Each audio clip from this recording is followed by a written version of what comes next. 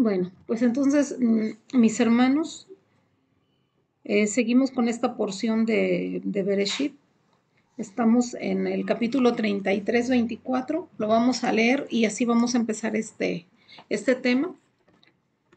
Les quiero compartir una porción del Zohar, pero antes vamos a leer la Torah y ya seguimos con el tema. Vamos a leer así y dice en el versículo 23, dice, cuando Joseph llegó a sus hermanos, lo despojaron de su túnica, la túnica de muchos colores que llevaba puesta. Lo tomaron y lo echaron en el pozo. El pozo estaba vacío, no había agua en él. Bueno, para entender la profundidad de la Torá y poderla interpretar de una manera que podamos comprender más que no solamente es una historia de los hermanos, que no solamente es algo que tenemos que aprender de las tribus del pueblo de Israel, de los hijos de Jacob. No solamente eso, sino que tenemos que comprender que cuando el Eterno pone una porción y una historia va relacionada con un propósito de vida. Entonces, aquí en el Zohar, acuérdense que ocupamos el rojo. Vamos a leer la porción, dice, y el pozo estaba vacío y no había agua en él. Cuando hablamos de que un pozo no tiene agua y está vacío, estamos hablando de una metáfora que habla sobre las personas que están vacías, que no tienen agua, que no tienen Torah. Ahora, ¿por qué es tan importante el estudio de la Torah? Si ustedes se han puesto a analizar o pensar, siempre a lo largo de la historia o desde que fue entregada la Torah en el monte Sinaí al pueblo de Israel, siempre ha permanecido mucho esa parte de estudien Torah. No es de ahorita, es de milenios. Y recuerden que cada que estamos en una porción siempre les estoy comentando, por favor, estudiemos Torah para salir de la oscuridad. Ahora, pero vuelvo a repetir, ¿por qué creen ustedes que es tan importante? ¿Por qué? Porque mucha gente no le gusta. Muchos de nosotros y muchas de las personas que están oyendo no nos gusta estudiar, solamente nos gustan que nos relaten historias, nos gusta ir a la iglesia o a las religiones para que nos oren, para que nos saquen demonios, para ir simplemente a un club social o para que nos resuelvan la vida. Pero no nos gusta interesarnos, no nos gusta conectarnos a la luz. ¿Por qué? Porque la Torah es luz. Cuando tú te conectas a la Torah, te conectas a la luz. ¿Por qué? Porque te conectas a la conciencia suprema. Y entonces es cuando sabes que tienes una conciencia, es cuando te apegas a la luz. Ahora, vemos esta historia de Joseph, de los hijos de Jacob, ¿sí?, y sus hermanos, que lo trataron de matar. Pero el único, dice la Torah y dice el Zohar, que no estuvo de acuerdo en que mataran a su hermano Joseph fue Reubén, pues él estaba en contra de ellos, no quería que lo hicieran, pero para que no mataran a su hermano, él tramó un plan diciéndoles que no lo mataran, que mejor lo pusieran en un pozo que estaba sin agua y lleno de escorpiones y serpientes. ¿Y por qué lo querían matar? Parte de la historia que cuenta la Torah dicen que le tenían envidia por los sueños que él había tenido, donde sus hermanos en esos sueños, Joseph platicó los sueños y ahí en esos sueños sus hermanos se postraban ante él, aunque más adelante fue así. Entre tanto, esos planes que tenían no resultaron a favor de ellos, sino a favor de Joseph, aunque fue difícil, aunque esa oscuridad para Joseph fue difícil en ese pozo y todo lo que vivió más adelante en Egipto, porque el Padre lo permitió, Hashem permitió, acuérdense que Hashem está en todo, permitió esa oscuridad para que más adelante sus hermanos pudieran ser salvos, ¿sí? Acuérdense en Egipto todo lo que pasó. Aunque no es el punto ahorita, vamos a tratar el tema del pozo y el agua y del estudio de la Torah. Ese es el tema más importante. Ahí en Bereshit también, en Bereshit 37:21, también dice que Reubén oyó y lo rescató de sus manos. ¿De quién? De las manos de los enemigos, en este caso sus hermanos que lo querían que matar. Ahora, hace un momento les decía que el pozo, el agua, los escorpiones y todo lo que pasó Joseph no solamente fue una historia, sino es un relato, ¿sí? Que también todo lo que tenemos a nuestro alrededor siempre funciona también como una metáfora que puede darnos una alusión a algo más importante, algo más profundo para poder comprender. ¿Sí? La Torá también es llamada agua. ¿Sí? En el Salmo 19:8 dice, la Torá de Hashem es impoluta, restaura el alma. ¿Qué quiere decir impoluta? Limpia, sin mancha. Ahora, la Torá, mis hermanos, ya hemos comentado eso, pero es la revelación suprema para la humanidad. En la Torá está la revelación del universo, su creación y la elevación para todo aquel que se apega a ella, que la estudia, que la profundiza, que la interpreta correctamente. Es fuente de vida también. ¿Por qué? Porque por medio de la Torá, al conectarnos con la luz de la Torá, que es lámpara también a nuestra vida, creamos conciencia, porque la conciencia es luz. Cuando tú conectas con la Torá, tienes una luz que conecta con la conciencia suprema, que es el Or Ein Sof, que es la luz pura, la luz divina, que está en el mundo de la espiritualidad. Y en el mundo de lo físico está que escondido. La luz, por eso hay que revelarla, porque en este mundo material está oscuro hasta que se revela su luz, que es interna, su luz espiritual, su luz limpia, pura, divina. Ahí en esa luz escondida están los secretos del universo y su relación también con el ser humano. ¿Por qué? Porque el Padre creó la Torá para el ser humano, para que por medio de la Torá nosotros pudiéramos vivir en este mundo adecuadamente. En ella contiene todo el universo, toda la creación y la creación de nosotros, con sus leyes espirituales y físicas. Contiene las dos realidades en las que nosotros vivimos, tanto internas como externas. Acuérdense que también la Torá se le llama cuerpo, a la Torá escrita se le llama cuerpo y la Torá oral se le llama alma. Por eso cuando la Torá es revelada, el ser humano trasciende. ¿Qué quiere decir? Que ya no vive solamente en este mundo material, sino que ahora va a trascender al mundo espiritual, que es la fuente de vida, que es la fuente de donde viene el alma, de donde venimos nosotros. Ahora, parte de esto y cómo interpretarla, los sabios enseñan o nos enseñan que también hay 4 niveles de interpretación que ya hemos hablado, pero no vamos a profundizar, pero sí lo voy a explicar para que se dé continuación a esta idea que quiero expresarles. Acuérdense que es un acrónimo de la palabra pardes, que es jardín, ¿sí? Que es pesha, que es lo simple, ¿sí? Lo escritural, ¿sí? El verso simple de la Torá. El remex, que es la pista o alusiones contenidas en la Torá. El drush, que es el midrash y explica el significado más profundo del verso. Y el sot. En el sot tenemos la parte mística o esotérica de la Torá. ¿Sí? ¿Qué significa esto? Que esos 4 niveles de interpretación se tienen que hacer o interpretar uno con otro. Acuérdense que son 4 niveles, pero todos son uno. Pero cuando llegamos al último nivel, nos da un mayor efecto en nuestra vida, porque no nos podemos quedar solamente con la primera interpretación.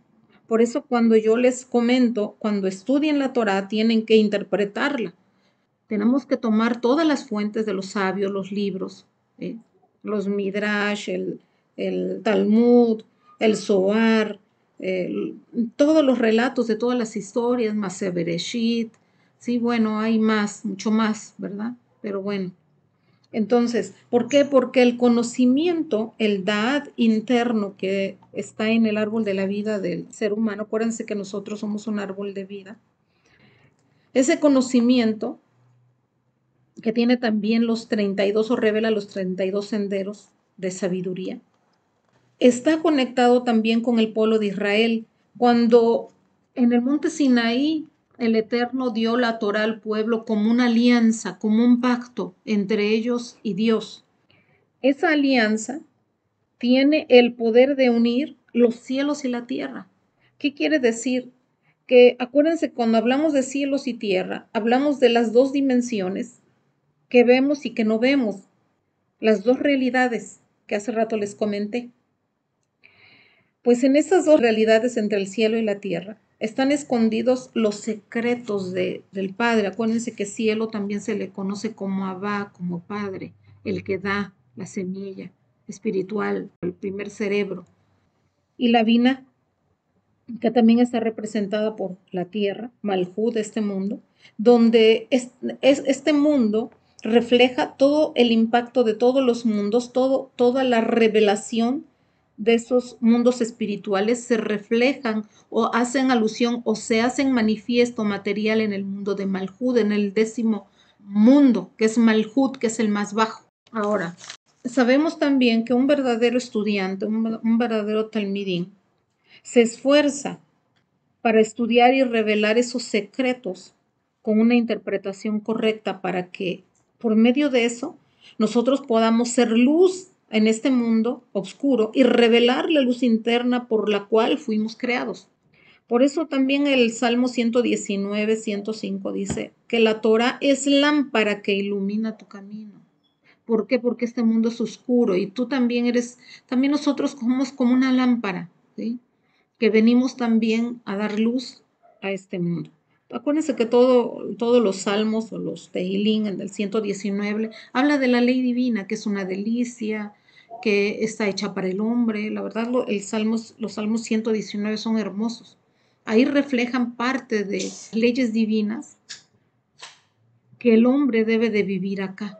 Sin esas leyes, el hombre, acuérdense que es como un caballo sin cabresto, que quiere decir somos desbocados en este mundo. No, el hombre sin ley es una bestia. ¿Por qué? Porque solamente refleja un alma muy baja, un alma muy oscura, un alma animal. Pero cuando nosotros elevamos nuestra conciencia y nos apegamos a la luz, esa alma refleja la unidad del Padre, tanto este mundo como el mundo espiritual. Por eso los sabios dicen que la Torah precede a la creación. También los salmos hablan que la Torah es una maravilla ante los ojos de nosotros. Acuérdense que los ojos son las ventanas del alma, de la espiritualidad. Y lo que reflejamos es el efecto de lo que somos, como un reflejo de lo que somos en realidad en este mundo. Pero para entender por qué más tenemos que estudiar la Torá, ¿sí? Sabiendo que la Torá, con sus 22 senderos, que son las 22 letras del alefato hebreo, ¿sí?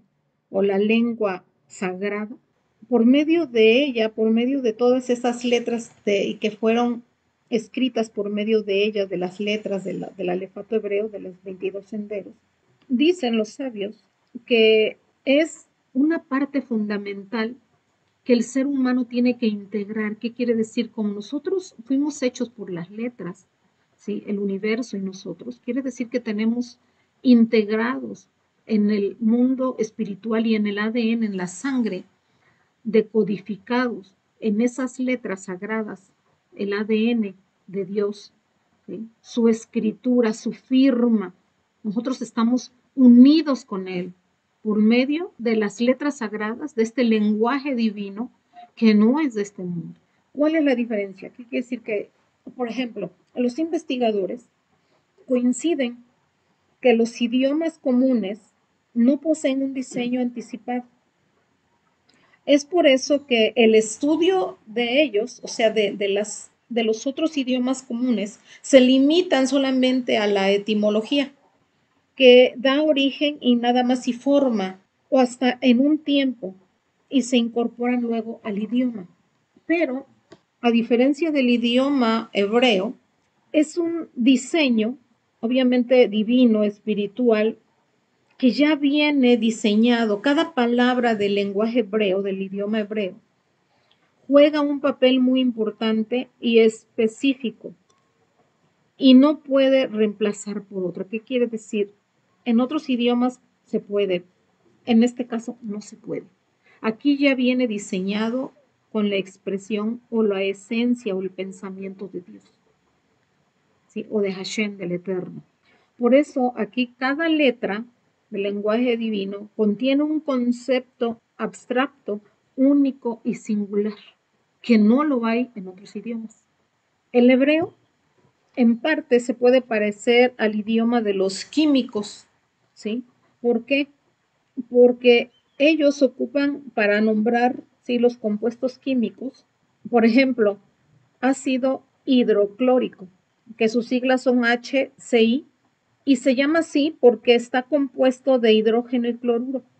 ¿Qué quiere decir? Que la misma esencia de la palabra dice el significado, expresa. La misma escritura expresa la esencia de lo que quiere decir. Por eso se parece al idioma hebreo. Este diseño, que ya está preestablecido y que profundiza la esencia de lo que el Eterno nos quiere decir y que fue revelado en la Torá por medio de las escrituras, esto también se le domina o se le denomina Ketab Asuri, que significa que es parecido también a la escritura asiria. ¿Cómo lo vamos a explicar? Miren, se lo vamos a explicar así, con unos ejemplos para que vayamos comprendiendo. Este ejemplo, empezamos con la letra Men. Ella está compuesta por otras letras. Por ejemplo, la Kaf y la Bab, ellas están unidas. Si ustedes ven la letra Men, tiene una Bab, una Kaf, perdón, y una Bab acostadita. La Hei tiene una Dalet y una Yot, dada vuelta, o sea, la Yot está al revés. La Sadik tiene una Nu agachada con una Yot cabalgando sobre sus espaldas. Esto no lo tiene ninguna otra escritura, ningún otro idioma más que el hebreo. Y todo eso, ¿qué significa? Que cada letra entre sí viene o quiere expresar lo que la otra letra dice. En cada letra en su mismo núcleo trae una expresión o una esencia que al unirlas dan un significado. Cada letra entre sí. Por ejemplo, la Ale. Vamos a poner este ejemplo con la letra Aleph, ¿sí? La letra Aleph, cuando ustedes abren la letra Aleph, tiene estas letras, ¿sí?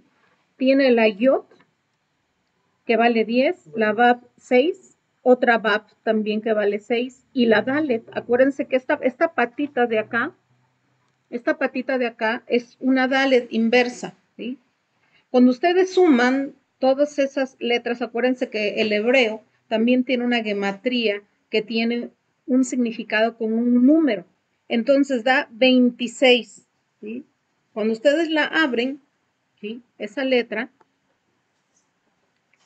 tiene también una alusión al nombre sagrado, que también tiene el 26 como resultado.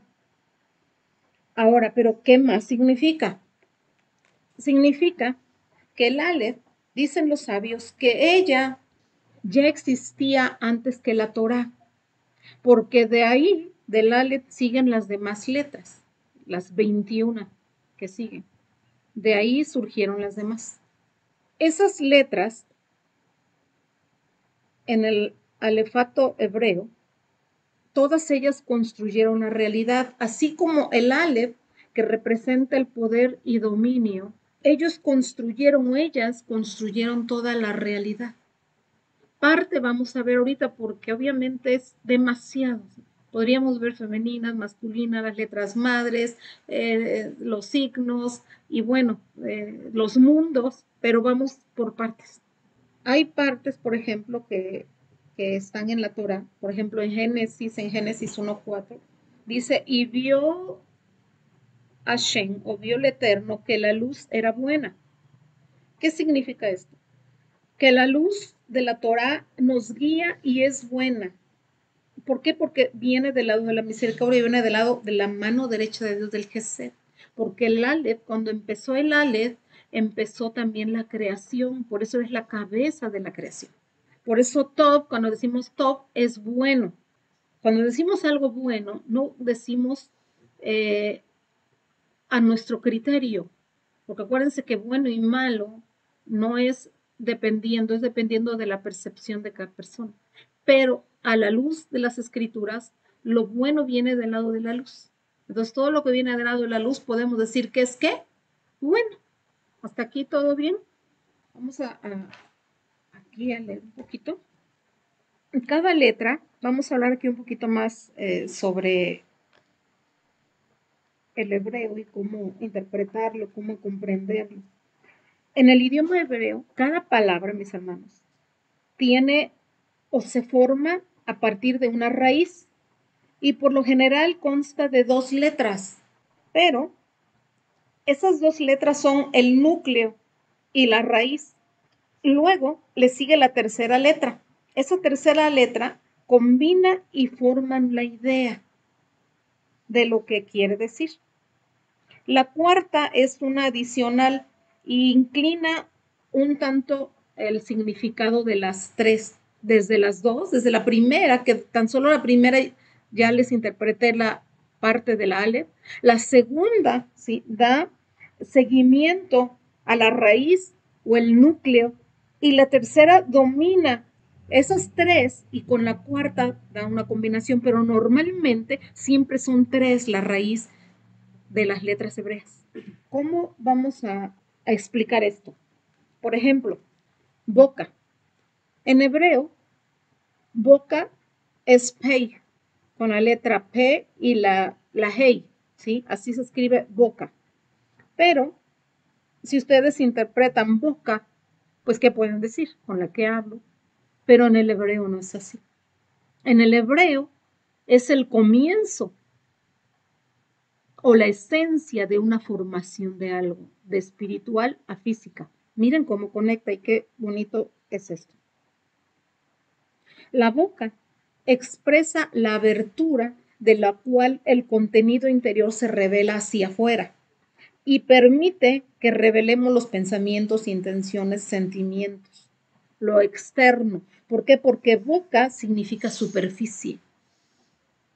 O sea, nosotros podemos decir es boca, pero no es la superficie de algo. Cuando Dios creó la boca, pensó en una superficie, pero en algo más profundo, porque la boca sola no refleja lo que es en sí, porque la boca es la materia, la superficie, pero lo que está dentro es lo que refleja la intención de la boca. Por ejemplo, ¿cómo podemos explicarlo más? En Génesis 1:2 dice, la oscuridad estaba en la superficie del abismo. Penie, del abismo, penie, de la superficie, no es abismo, penie, superficie, fíjense, de boca, boca, penie, superficie. ¿Qué quiere decir? El abismo, cuando ustedes abren la boca se ve como un abismo, algo negro, ¿no? Acá. ¿Sí? Pero refleja lo que hay adentro del abismo. ¿Qué quiere decir? Que de la oscuridad va a salir luz. Por eso su boca debe de ser luz y no oscuridad completamente. Del abismo, ¿qué quiere decir? La superficie de la boca refleja el abismo de lo que nosotros tenemos o interpretamos. ¿Por qué? Porque la superficie es el área que conecta con lo que está afuera, con lo que está dentro, ¿ya? ¿Van entendiendo la idea de la raíz? Ahora, otro ejemplo para que entendamos un poquito más. La letra Reish. La Reish también se puede traducir como cabeza. Acuérdense que Reish también viene de Rosh, ¿sí? Que significa también cabeza. Pero Reish es comienzo. ¿Dónde lo vamos a encontrar? En Génesis, en la palabra Bereshit, ¿Cómo? Porque la cabeza es el comienzo también tuyo, o el comienzo de algo. Porque acuérdense que primero pensamos, luego sentimos y luego actuamos. Los pies serían, ¿sí?, el efecto de tus pensamientos, como Malhut, el efecto de tu realidad, de lo que tú eres. ¿Por qué? Porque el propósito es transmitir la esencia o el núcleo de la letra de Dios o la raíz, agregando cada letra para que interprete, ¿sí? Acuérdense que el autor, que es Dios, nos quiere llevar más allá de una realidad física. Entonces la realidad física solamente está aquí en este mundo, pero la realidad interior es la realidad de Dios, del Creador. Entonces te quiere enseñar cómo interpretarte a ti mismo. Cuando tú conectas con la luz, interpretas a Dios contigo mismo y con los demás, porque Dios está en todo, escondido en esta realidad. Cuando tú vas tomando, por ejemplo, estas raíces o estas tres letras que influencian o influyen en el significado de la raíz, ¿sí?, de las dos primeras hasta de la primera, se podría decir, es más fácil comprender el hebreo, porque por medio de esas raíces se va interpretando mejor lo que queremos decir. Vamos a poner otro ejemplo, ¿sí? También nos va a ayudar mucho, que en este caso le va a agradar un poquito a Chima y a Laura, ¿sí? Miren, ¿cómo se dice embarazo, gestación en hebreo? Herayón, así se dice, herayón. Aquí está. Ahorita les voy a ir explicando un poquito más. Así se dice, herayón, así se dice. Embarazo o gestación. Ahora, pero para comprender un poquito más esta idea o esto que les quiero transmitir, la gematría de Herayón o de embarazo es de 271, ¿sí? Cuando tú abres toda la letra, ¿sí?, y vas sacando la gematría, tiene siempre una unión, un significado con otras letras. Vamos a poner más ejemplos. Por ejemplo, padre y madre, ¿sí? Cuando decimos padre en hebreo, Av, madre, Am, ¿sí? Cuando las unes, las dos tienen una gematría de 44. Acuérdense, Av es Aleph Bet, que es padre, más Am, que es Aleph Men, Men final, que es 1 y 40. Cuando tú los unes, dicen que 44. Pero, ¿qué nace de un embarazo entre un hombre y una mujer, de un óvulo y un espermatozoide? Nace un niño, un ser. Y niño en hebreo es Yelet. Cuando tú dices Yelet y abres el hebreo o interpretas el hebreo y sus letras, que llevan una Yod, una Lamed y una Dalet, también tiene como resultado 44. Sí, pero ¿qué más? Si vemos que la gestación viene como resultado entre un esposo, o entre una pareja, o una madre y un padre, que van a traer un hijo a este mundo, deben de entender que siempre hay algo más profundo que Dios nos quiere enseñar de esta unión. Que cuando decimos madre y padre, se une el cielo y la tierra. No está hablando solamente de la unión espiritual o física o biológica, sino está hablando aparte de una unión espiritual, porque el hebreo hace alusión a lo espiritual, ¿sí? Acuérdense que las letras son la formación de nosotros. ¿Cómo lo entendemos mejor?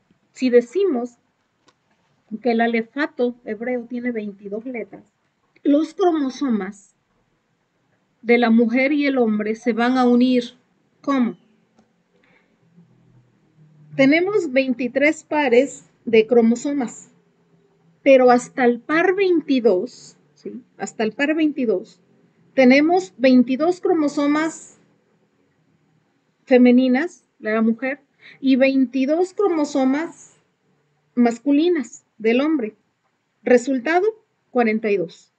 Dijimos que el niño es resultado del padre y la madre. ¿Cómo se dice niño? Yelet. Y es 44. ¿Qué quiere decir? Que cuando el hombre y la mujer se unen en los dos cromosomas, ¿sí? El resultado obviamente va a ser entre el óvulo y el espermatozoide, va a ser, un niño, ¿sí? Ahora, pero hasta el par 22 se le denomina autosomas. ¿Qué quiere decir? Que hasta ahí no está determinado el sexo del niño. ¿Quién da el sexo? El ale. ¿Pero cómo? Vamos a explicar. La mujer tiene los cromosomas XX que están en el óvulo y el hombre tiene XY, que es el espermatozoide. Juntos, hasta ahí, hasta el 22, todavía no se define el sexo. Esto es muy básico, pero lo vamos a llevar al hebreo, que es lo más importante. Hasta el 23, ¿sí? Ya es cuando la mujer y el hombre, ahí se va a definir el sexo. Ahora, ¿quién da el sexo? ¿Quién creen? El varón.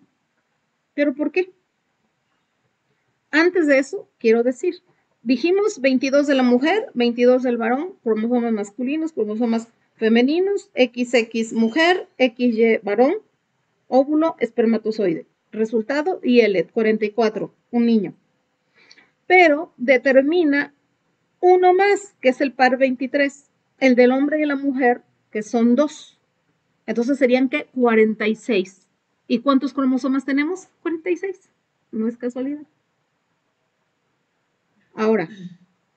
Marita, ¿lo puedes repetir, por favor? ¿Sí? 22 y 22 son las 22 letras que crean la realidad, que están en el ADN, que están en el interior y se manifiestan en el exterior, porque ellas hacen la materia. Son 44. En la célula hay 46 cromosomas. La mujer XX, femenino en el óvulo, en el hombre X y E, que es el espermatozoide. Cuando se unen las 22 y las 22 dan 44. Hasta ahí no está definido el sexo. También dijimos que el 42 es la gematría abierta entre la unión del padre y la madre, Ab y Am, como resultado, que es 42, y como resultado, Yelet, que es niño, que tiene el 44 también. ¿Qué quiere decir? Que la mujer y el hombre en sus 22 y 22 cromosomas van a dar el resultado de un niño. ¿Sí? ¿Hasta ahí ya? Ahora, pero hasta el par 22. Pero cuando decimos el par 23, ¿sí? Que serían ahí ya las 46 cromosomas que tiene la célula, dijimos que uno lo tiene la mujer y otro lo determina también el hombre. Pero ahí, hasta ahí ya serían, ¿qué? Las 46. 44, una de la mujer y una del hombre, 46. Ahí están los 46. Ahora, ¿quién determina acá? Hasta el par 22 todavía no tenemos sexo. Entonces, ¿quién determina el sexo del niño o de la niña? El varón. ¿Cómo? Antes de que les diga. Por ejemplo, dijimos que Dios, estábamos en la firma de Dios, ¿sí? Que tenemos sangre, ADN. Bueno, en hebreo, sangre es dam y hombre es Adán. Miren. ¿Sí? ¿Ya vieron? Hombre, Adán. Cuando decimos hombre, ¿sí? Estamos hablando ya de una definición cuando ya está terminado algo, ¿sí? En la materia. Y cuando decimos Dan, es sangre. Aquí están los 44 cromosomas entre padre y madre, entre Ab y Am, entre el cielo y la tierra. entre el espíritu y la materia. Acuérdense que la mujer es la vasija y el hombre es el que da, ¿ya? Como madre, ¿sí? Ahora, aquí ya está formado los cromosomas, pero hasta aquí todavía no se define. ¿Quién lo define? La Aleph, como les dije hace rato, porque la Aleph tiene en su interior, ¿sí?, el sexo, que determina, porque es el uno. La mujer tiene uno y el hombre tiene otro, entonces ahí se define los 46 cromosomas en la célula del ser humano. Pero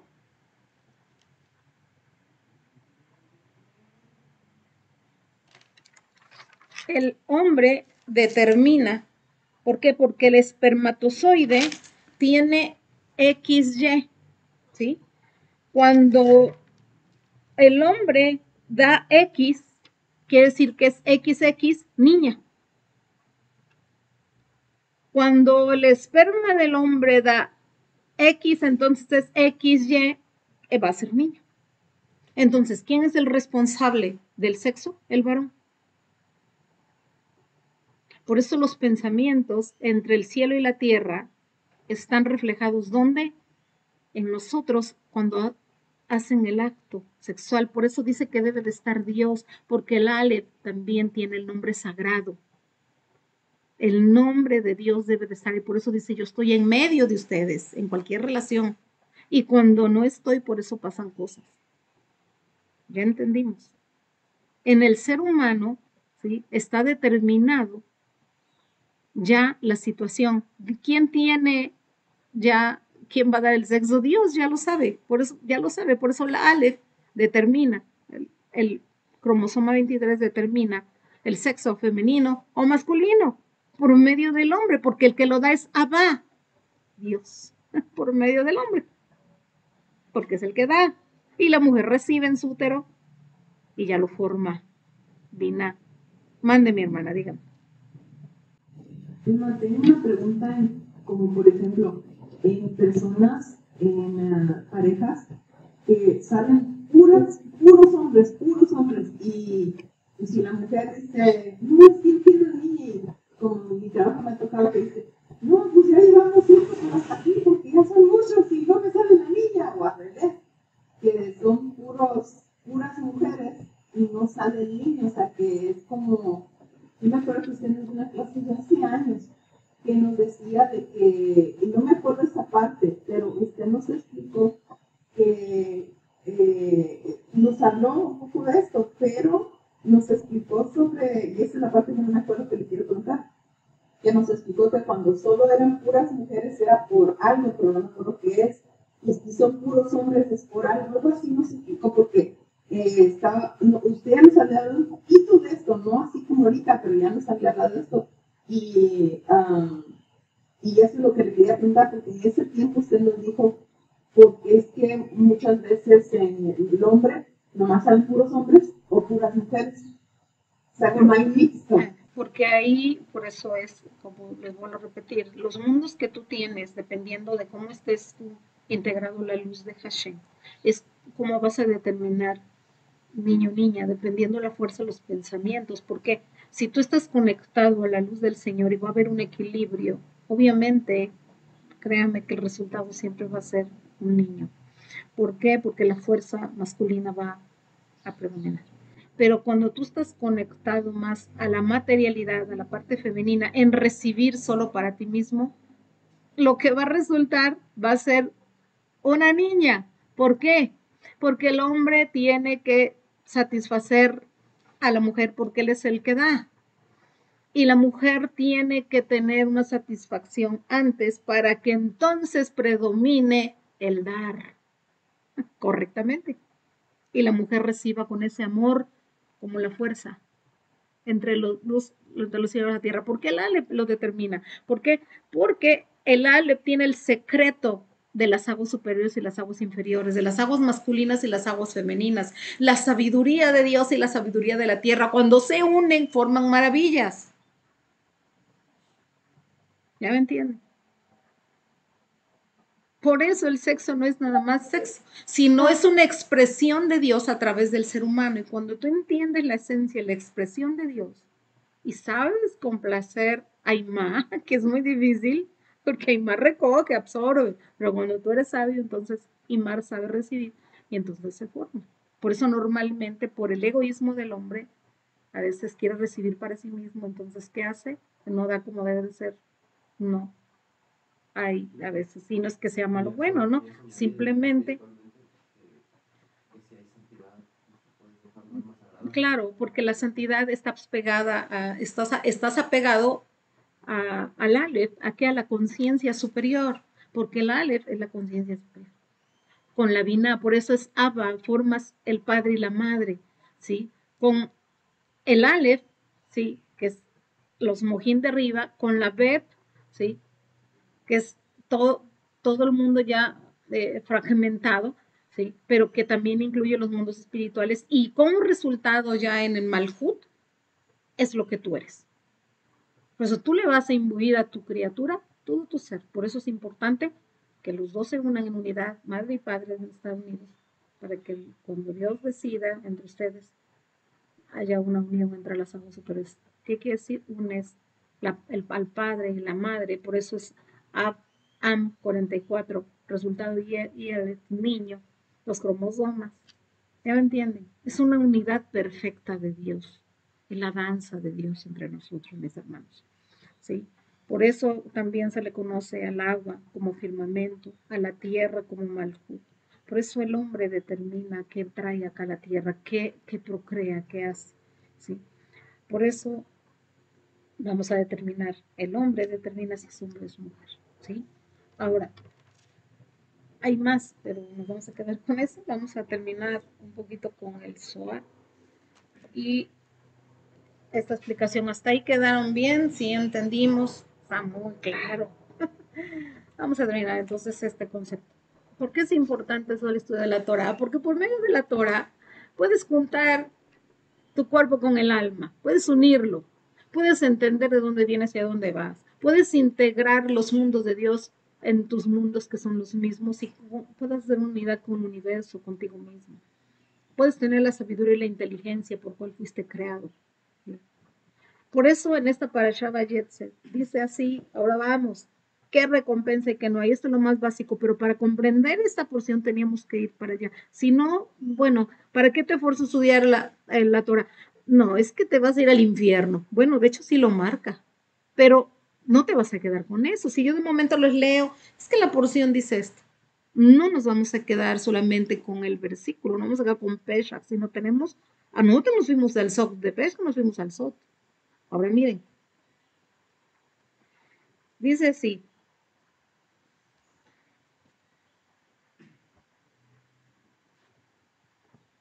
dice, los hombres deben esforzarse en estudiar la Torah tanto como sea posible, porque quien lo hace gana la vida en este mundo y en el mundo por venir.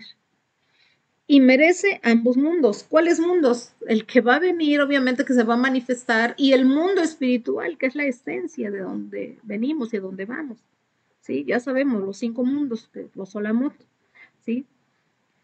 Dice, aunque aquel que se esfuerza por estudiar Torah, pero lo hace por razones aún mundanas, dice que todavía puede escapar del juicio que sigue. O sea que hay gente que lo hace por un interés, por dinero, por saber, pero no lo hace por conectar de veras con la luz. ¿Sí? Dice también que está escrito en Proverbios 3:16 o en Mishle 3:16, dice abundancia de días en su mano derecha y en su mano izquierda y honor. ¿Sí? Cuando dice abundancia de días, significa que la Torah por ella misma puede dar ese esfuerzo, esa bendición y esa abundancia en los días que tú estés en la tierra y te puede dar días largos de bendición. Y cuando te vayas, todavía en el mundo sempieterno, te va a dar días buenos también. Por eso nosotros como creación de Dios y como co-creadores de esta creación, tenemos que expresar la Torah, no simple. ¿Sí? Cuando dice mano izquierda y mano derecha, está hablando que también la mano derecha da, ¿sí? Y recibe su honor en este mundo y recompensa, ¿sí? Dice que también cuando camines, cuando te acuestes, ¿sí? Ella te guardará y cuando despiertes estará contigo. Eso lo dice Proverbios 6:22, ¿sí? Y va a ir delante de ti, dice que cuando te vayas de este mundo, la Torah va a ser tu defensa, porque va a ir delante de ti cuando seas juzgado, cuando estés delante del ángel que ya les expliqué de Uma, que te va a llevar ya sea para el Gainón. Pero también dice que el que no se va a ir al Gainón, dice aquí, un hombre que no tiene el merecimiento de estar ocupado con la Torah, en este mundo camina en oscuridad. Cuando se va de este mundo, es colocado en el lugar más bajo del Gainón. Así lo dice el Zohar. Yo los estoy leyendo literalmente. Pero a un barro fangoso, como está escrito, y me subió del hoyo horrendo, fuera del barro fangoso, y puso mis pies sobre una roca y estableció mis pasos. Fíjense cómo dice, es en el Salmo 43. ¿Qué quiere decir, mis hermanos? Que cuando nosotros nos apartamos de la luz de la Torah, estamos como Joseph en un pozo sin agua, sin Torah, con escorpiones y serpientes, porque este mundo así es, lleno y oscuro. Y se nos revela por medio de la conciencia de lo que nosotros somos. Hasta que Joseph subió la luz en Egipto y pudo salvar a sus hermanos. Pero si nosotros no llevamos luz, no nos vamos a salvar ni nosotros mismos, porque podemos estar en ese gainón, en ese fangoso. Pero a la gente no le gusta estudiar Torah. Y por eso muchos son sentenciados al pozo vacío. Por eso dice el Padre que muchas veces el pueblo ha abandonado su Torah. Dice, quien es sabido que cuando el pueblo, mi pueblo, abandona la Torah que yo les di, dice, van al exilio. Cuando estás en exilio, estás en la oscuridad, en un pozo, sin agua, porque la Torah es vida. Sin el conocimiento de la Torah, la luz de la Torah, no podemos entender por qué estamos en este mundo. No tenemos fe, porque la fe también es llamada agua, Torah, vida. Ese es el secreto, mis hermanos, de esta porción. Cuando estamos vacíos, estamos en la oscuridad, en un pozo lleno de serpientes, sin agua. Y todo el que estudia Torah en este mundo y en el mundo por venir tiene su recompensa. Así que hagamos lo posible para que podamos esforzarnos en el estudio, que seamos unos talmidín en honor al Padre, en honor a lo que estamos. Y seamos también gratos a las personas que de una otra manera nos dan esta sabiduría. ¿Por qué? Porque cuando una persona que le enseña y el estudiante que recibe hay una unidad, quiere decir que hay un fruto. Cuando yo oigo que ustedes tienen un fruto, que quiere decir todo bueno del árbol de la vida, es cuando he visto que ha habido fruto de su árbol. Por eso que las sefirot son como leyot, los senderos también de luz, con las 22, ya les expliqué. Así que cada quien decide a dónde quiere ir, mis hermanos.